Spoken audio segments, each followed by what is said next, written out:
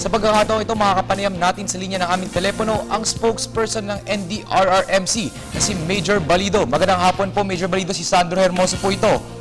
Magandang hapon po at magandang hapon sa ating mga nanonood.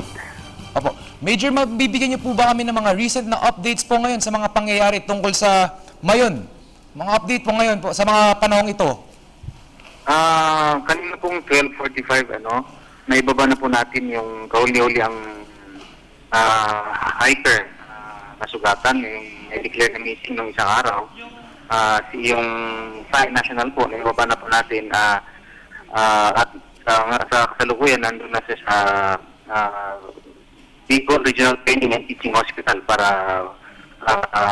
bitnag ng Batangas. Opo.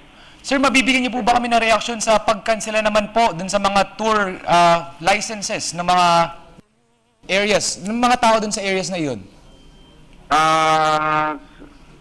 Sa ating pong palagay, dat lang po na bigyan sila ng ganong pagkansela para po bigyan ng shall we say lesson. Kasi po kinakailangan nilang dapat sundin pala yung kanilang pinataw or yung nilabas na advisory ng KBOX na permanent danger zone nga. So kung sino man yung mga nagpapalak pa na pumuntang mga turista, local man o foreigner, sa ganun po magdadalawang isip na po sila dahil po ito nga po ay delikado. Okay. Sir, huling katanungan na lang po, paano po tayo maghahanda sa mga ganitong pangyayari dahil these are parang unforeseen nga po? Paano po naghahanda rin ang inyong ahensya para sa mga ganitong pangyayari?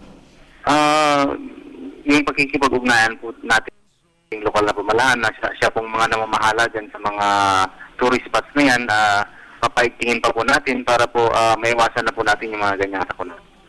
Okay, maraming salamat po sa inyong panahon, Major Balido, ang spokesperson ng NDRRMC.